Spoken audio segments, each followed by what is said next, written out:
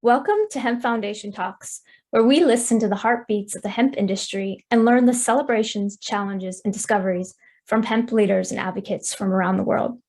I'm Rebecca, International Business Officer with Hemp Foundation and your host. Today's guest is Paul Benhaim. Paul was born in London, UK, and is now living in Mullumbimby, Australia. Paul discovered the nutritional qualities of hemp seed while in Canada in 1991. And this led to traveling the world searching for answers as to why this eco-wonder plant was not being widely accepted. He created his own chocolate bar based on hemp seed.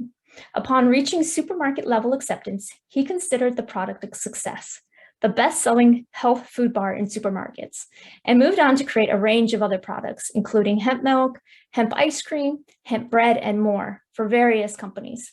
These products continue to be successful. Paul also developed a commercial hemp-based plastic as an alternative to mainstream petrochemicals. This environmentally friendly alternative is now being used in a number of products. His skills in promoting and marketing a sensitive, not well-known product to the mainstream have proven valuable in Paul's projects, including founding a number of businesses, authoring 9 books, producing 2 music CDs, and a TV pilot DVD called Not the Cooking Show. Working in Australia in the hemp industry and as a manager of a luxury health spa led Paul to his goal to create a truly sustainable health retreat business community center, and he has been accumulating knowledge to this end throughout his career. Higher Nature was next. Founder of Zeo International, formerly Zelfo Australia, and founder of the not-for-profit NGO Common Unity Foundation, where Paul assists those with a vision of setting up community. He also founded the Southern Hemisphere's largest hemp food production company, Hemp Foods Australia, in 1999, and brought it through to legislative changes in 2017 as a CEO. Also co-founder and CEO of Alexanol LLC, one of the world's largest manufacturers of whole plant CBD hemp oil, low THC in bulk, OEM and branded products. Also CEO of Alexanol Global Limited, from inception through IPO, growing the company from 100 million to over 1 to 2 billion. Paul is now chairman of the Hemp Plastic Company and non-executive director of Alexanol Global. Paul, welcome to Hemp Foundation Talks. It is such an honor to have a seasoned pioneer such as yourself on our show. I think over 26 years of insights in hemp from multiple successful brands in hemp foods and supplements and hemp plastics and more. So please tell us a little bit more about your journey. What motivated you to pave a path into hemp even before it was as recognized as it is today? Thanks, Rebecca. I think it's a great question to start off with. I started off, I left school quite early. I was looking at what I could do at university. I was particularly interested in food and nutrition, but didn't find anything that I completely agreed with in terms of the core. I did head off traveling to see if I could experience some of the world, and I went to Asia to start with. The first countries I visited was Thailand. I soon, at a very young age, found that there was some nice party beaches, which was great fun.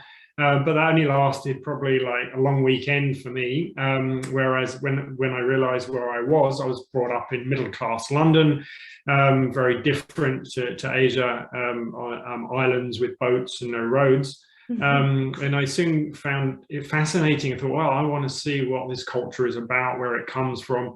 So I decided to go to where there was the most remote places, and I did that by looking at the Lonely Planet Guide. I used to use that before the internet, and actually these places very little written about it, and that ended up taking me to the north of Thailand, and then eventually to the northeast, around Nong Khai, which is on the Mekong River, on the border of Laos, where I spent some time in a small village where nobody spoke English whatsoever, but they were very welcoming.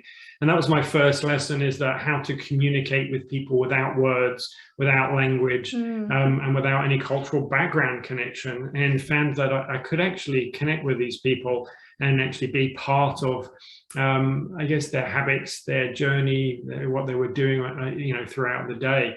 So I soon observed what they were doing, which was waking up, going into the garden very early, and this was mainly the women going into the garden, harvesting the plants, tending for the plants, tending for their kids, coming back, making food. And the men joined when the food came, and they ate the food. And then the men slept, and then the women didn't really sleep and went cleaned up. So I found it a bit of a sexist way of living, to be honest. But everyone seemed to kind of work in harmony in a structure that was all around food and nutrition. And that's why I was going, wow, these people who were literally living in shit, sorry to use that word, but they were literally living in a dirty, and also, as I said, middle class London. You wash your hands, you get clean, come in with clean clothes.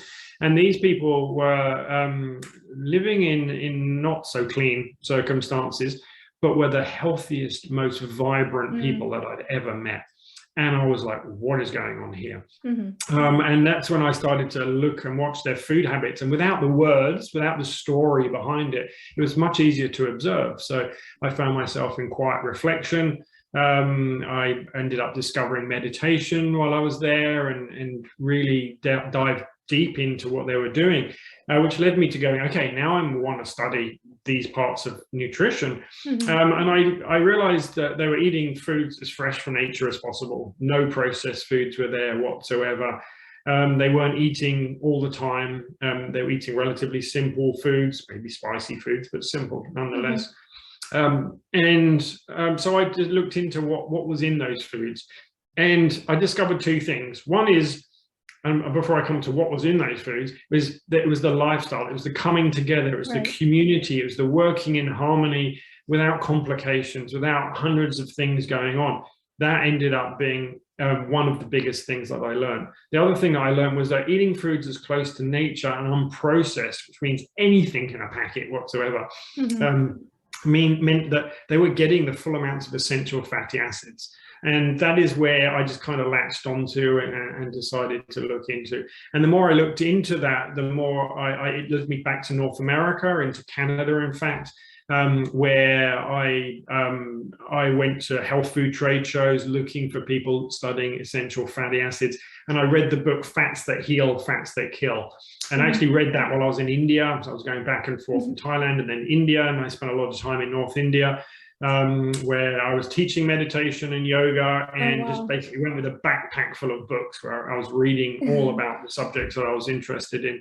And I discovered that in India, there was also similar cultures around food, at least traditionally, and all led me to essential fats. Essential fats in Dr. Udo Erasmus's book said that there was one paragraph saying that hemp was the perfect balance of essential fatty acids. And I wondered why no one else was using that product. And I actually had to go and see Dr. Udo Erasmus myself. So that's what led me to Canada, trade show. I met with Udo Erasmus, in a dance after the day's work was done. And I got him on the dance floor, literally on the dance floor. I was like, it's the only way I can get this guy. Because an appointment, I was a young, long-haired guy at the time. And I said to him, so why do you have the book, the Bible on essential fatty acids? You talk everything about it, and you're saying one paragraph is about hemp. Why isn't it the best fat in the world book? And he said, well, and this is the key for me, was really my, the beginning of my career, when he said, well, people believe hemp is a drug. And I said, well, is it a drug? Does it contain THC? He said, well, not in any ways that'll be psychoactive for you or get you high. And I was going, well, so why don't you promote it then? It's like, because I don't want to change people's minds. So this was before he brought out Udo's oils, which was basically a blend of natural products that created pretty much the equivalent of what was in hemp. So I went away going, okay, I don't care what people think. I was young, naive, thinking I could change the world very easily. And for sure I have a little bit, but not as easy as I expected. Because the logic and the science was behind hemp. The logic and the science was behind people consuming essential fatty acids, and the challenges in health that I see around the world were because essential fatty acids weren't being consumed regularly. So I knew that was going to change, and thankfully today, lots of people, essential fatty acids, there's supplements everywhere, and everyone knows how to consume them. But it took many years before people realized that. And I decided that I was going to get people to eat hemp seeds because that was the solution. And that led me ultimately to going back to Europe, back to the UK where I came from, saying, well, who actually is creating hemp seeds? Because I'm going to help them. I'm here. I'm young, passionate, got lots of energy. I'm going to volunteer my time. And there was nobody there. Wow. So that's when I went to the history books and the things that I learned about hemp, including The Emperor Wears No Clothes from Jack Herrera. And it basically said, these Eastern European countries had been using hemp for centuries. So I was like, okay, I need to go to Eastern Europe, buy some hemp seeds and sell them. So I went to Hungary with a wonderful translator that was working as part of a textile company. They took me around and they took me to small villages where they've been creating, building and harvesting hemp and by hand for as long as history goes back. So they basically said, yeah, we've always done this. My grandfather's brothers, we've always made hemp into traditional foods there. So I asked them to buy basically what was a ton of hemp seeds, which was a lot for them, a lot for me. And I got it shipped over to the UK, where I sat and looked at this hemp seeds and going, wow, this is a lot of bird seed, because that's what it was pretty much used for. How am I going to get people to eat this? And that was my next kind of inspiration, was like, well, people love sugar, so why don't I put something sweet around it and call it a chocolate bar or an ice cream? So I decided to create a chocolate bar. It was a carob bar, in fact, at the time, and mixed it with other seeds that I was inspired from the Indian recipes that I learned as I was focusing on food studies over in India. And I created the 9 bar, which was the first commercial hemp food product, which I sold to friends, and then the first health food store in northwest Wales, in the middle of nowhere in the UK. Within a year, it became extremely popular, distributed around the world, particularly around Europe, and is now, I think, probably the most successful hemp food product in the world, selling hundreds of millions of products. So wow. That's what really started me off, and then rocketed me to wow, okay, people really do need this. And it was because of the theory that all I had to do is get hemp seeds into people's mouths and their brains would do the rest, as in the brains would say, this is really good food, eat more of this, because everyone's body needs essential fats. So it was kind of addictive in a natural way.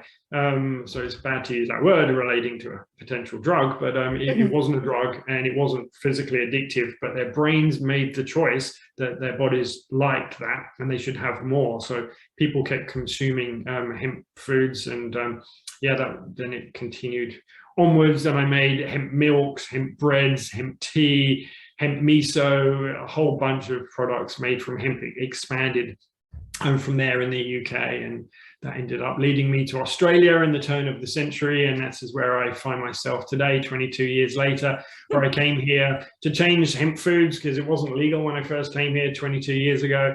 Wow. And I thought that would be a quick years plan, and we went and lobbied politicians and made changes, and I showed them the success of Europe, and thought that would happen really easily. But it was phenomenal to find out that they didn't change the laws, and it took 17 years, in fact, to Australia to change the laws for hemp foods. But again, that led to that was awesome, because it allowed me the space to write books. I'd written 1 book in Europe. I ended up writing 9 different books. I wrote business courses, and I mentored companies around the world to create their own hemp foods, particularly companies, but I wrote and studied hemp building and a bunch of other things as well. So sorry, it's a long answer to how it started me, but it's what led me to where I am today. And yeah, so that's amazing. I mean, so basically you've kind of paved the path of educating people through the books that you've written and different things in order to get hemp to where it is kind of today.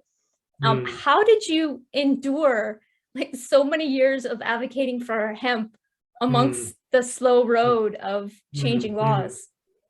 Yeah, well, that's one of the things I've learned in my life about success, is that success is built upon failure. So the more persistent you can be through failures, the more lessons you learn, and you don't see them as failures. I never see anything as a failure. Yeah. I see everything as a learning lesson. So what did I learn from that? How can I do that better? So I feel like I'm always building on each of my life's experiences, which has taken me to where I am. And now I sit on various boards of businesses and companies around the world to share with them those experiences, so they don't have to learn those experiences again, and can basically jumpstart their success. And I think that's, if I had a piece of advice for everyone, is don't give up. If you believe in something and it's real and you're doing it for the right reasons, then there is no giving up. It's just how long it takes to get to where you're going. Mm-hmm. For sure. So where we're at now, what excites you about the future growth and further expansion of hemp into the marketplace? So from, just from seeing your experience and the challenges over the years to kind of where we're at now, and I feel like there's more of a, consciousness that is opened up where people see the benefits and are realizing to just the damage that we've done to our planet over the years. And, hemp is really a necessity now, and there's so many different applications. And I know you've also had experience not only in just food, but also utilizing hemp in different areas. Maybe you can share a little bit more about that. Sure. I mean, for me, hemp has been a necessity, for decades now. And yeah, you're right. There is a growing consciousness and awareness around the fact that hemp can make a difference for numerous reasons. The fact that it's, one single plant that really has so many uses, and can be grown around the world as well. It is a no-brainer in some respects to use it more. I think for me, the future is in many parts of hemp. You mentioned before that, the education was important. For me, in the modern world that we live in, there is so much information out there. So I think the way I now focus my education is more on creating commercially viable products in the mainstream, because that's how we make our choices. That gives power to people to make a choice. Do I want to buy this hemp product, or do I want to buy this fossil fuel product or processed product? And giving people the opportunity to choose with their wallets, with their daily decisions. I think for me, that's the best educational and most empowering tool that we all have. So where do I see that moving in the future? I think, hemp food still has a long way to go. I think, the people in, a niche market in health still, and health is a growing segment of the world, of course. I think that really allows, there is a big opportunity still to grow hemp foods and to create more mainstream products, incorporate it into more mainstream regular products. But again, the fact that hemp can't process too much, which is a good thing, limits that ability. So people need to be creative there. So I think there still has a very exciting future. Nutraceuticals also, of course, is an interesting space. Been a bit challenging in hemp recently because it became a gold rush. People jumping on board for that with very little science behind that, in comparison to what is used to in nutraceuticals. So I think there is still an opportunity within that segment to grow also. But in terms of the industrial hemp, which is really, something I've always believed in, and the people that I've worked with for decades believed in, I think that time has now come where people are recognizing that that is the long-term future of hemp. And I think where there's a few avenues where that's exciting. I'll start with maybe hemp building. Hemp building is a phenomenal way to basically take the carbon from the atmosphere through the hemp plant and store it in the walls of a house. Living in a hemp house, which I don't yet do, surprisingly, but I still plan to do very shortly, is an experience. I've been in a number of hemp houses, and actually living in a wall that's breathable is completely and utterly different to living in a regular house. And no one can actually know that without actually that experience. So I highly recommend any listeners to go and experience being in a breathable building. It's like having fresh air outside without the draft, without the cold and the heat affecting you so much, and being basically pest resistant, termite resistant. and can be fireproofed and all these other aspects which are really important for a world that is being, affected by climate change in a lot of ways.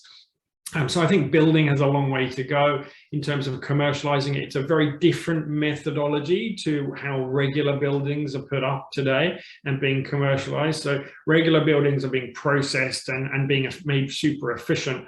Right. I think that is kind of thinking, that way of thinking needs to be taken to the hemp building industry to make it, more available to people. But again, anyone can do it. It's not rocket science. If you don't want to put in the time and labor into it and can do it themselves, you can grow your own house, literally, grow your crop and turn it into a building.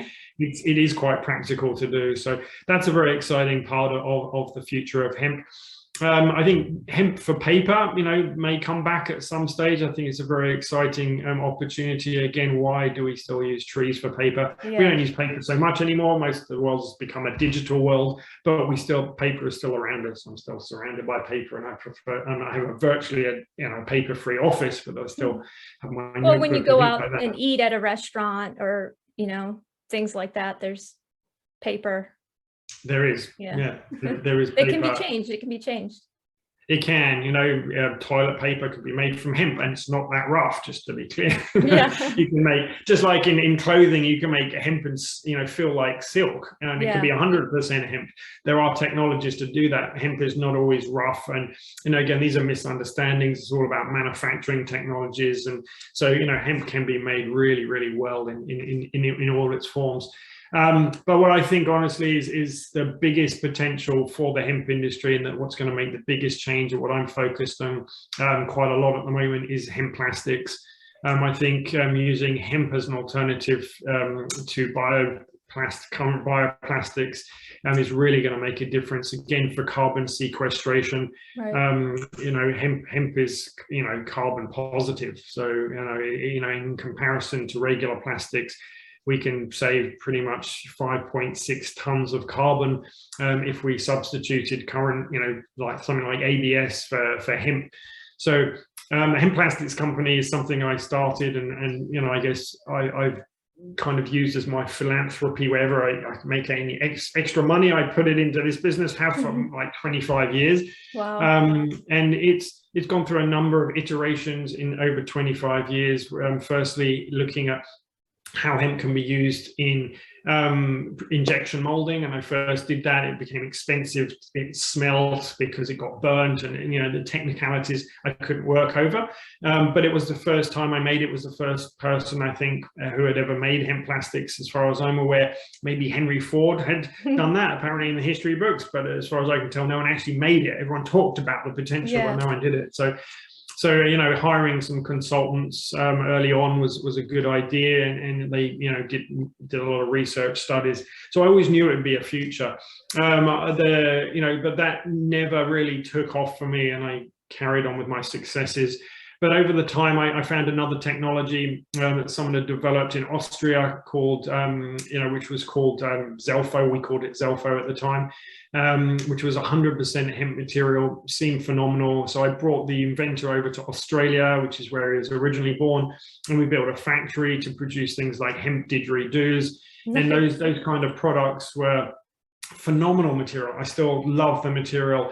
I spent 5 or 6 years trying to commercialize that, when I realized that the material is phenomenal, but it required specialist machinery, and it had some challenges, we'll say, technically as well. So it's really strong in some respects, but in other respects, it was very careful. You couldn't put water close to it, for example. So, that material has come a long way since that time, but still, again, for me, is not something that's going to get to the mainstream.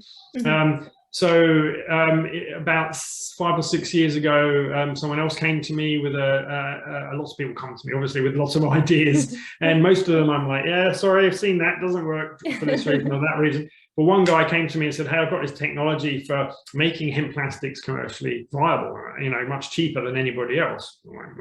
I've heard that before. But he showed me a few things that I was like, okay, that piqued my interest. So I ended up saying, okay, well, let's run a business. Let's start this up again. I'll fund the beginning part. Let's do some trials and see if this works. So we created the technology, and we ended up getting some patents. I think we've now got like 15 or 16 patents and growing in this, where we can actually take waste streams from hemp industries and turn those into bioplastics. We can take hemp in various forms, turn it into bioplastics, significantly cheaper than anyone else has ever done, in larger quantities than anyone else has ever done. So we've now set up a supply chain where we can sell in train loads of hemp plastics. We've made numerous products for numerous companies. There's I guess we have 4 main products today, which ranges everything from the hemp and polypropylene blend, which is very popular with a lot of companies, to the 100% hemp and plant-based bioplastic hemp PLA biodegradable form, and and a couple of things in between for different uses. So it's a very exciting options that we have. And we are looking at really larger companies. There's some companies that are going to be using our products to make packaging, so cannabis packaging, these jars and things like this. Awesome. But the biggest customers that we have, I can't mention their names, signed my life away, but we have at least a half a dozen multinational brand names that everybody would understand and know who they are, who we've been working with now for a couple of years, and it takes a couple of years in product cycle development. So we're probably not too far away from seeing some of those larger names bring their products into, we'll say, maybe mainstream fast food industry, clothing, apparel, white goods, and a number of other things, car manufacturers, computer companies. We're working and have been for quite some time with these companies in developing specific products for them. So, which we've done, we've patented those products. We have understandings that they're going to be launching a lot of these products.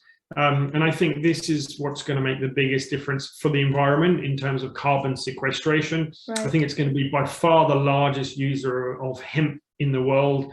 And I think it's going to make the biggest difference. So these are probably, in general, the biggest things that I think will happen in hemp moving forward. That's amazing. We're just about time's up, but I kind of wanted to ask another question, and I'm okay if I go over 30 minutes. But going back to that vision that you had in the very beginning, where you're in the village and seeing how they live that healthy life. Where is there, a balance between that type of living versus the mainstream commercial and, providing the products that we need for the mainstream, but then also how can we live more simply and be more kind to our environment? Where is that? Where do you see is that balance? That's a great question, Rebecca. I think that's what I strive to do in my everyday life, and I have done. I live here in the subtropics of Australia, where I'm surrounded by rainforest, large trees. I have my garden outside where I grow hemp and vegetables all together. I have natural water source. I have solar on the roof, solar heating as well. I have an electric car. So I'm doing the best I can to live in the most natural way I can. But I also have, a satellite connected to Starlink. So I have the best internet, so I can keep my communications and work around the world in the most efficient way. And because of COVID, with lack of being able to travel, that's forced us all to work more in this form where we're doing it over Zoom or something like that. So I guess eating naturally. I mean, I wake up in the morning, I do exercise, I don't eat till as late as possible. I walk wherever I can. I stay in nature. I dance, sing, whatever I have to do that doesn't take up resources in the environment. I guess keeping community, keeping close with your local friends.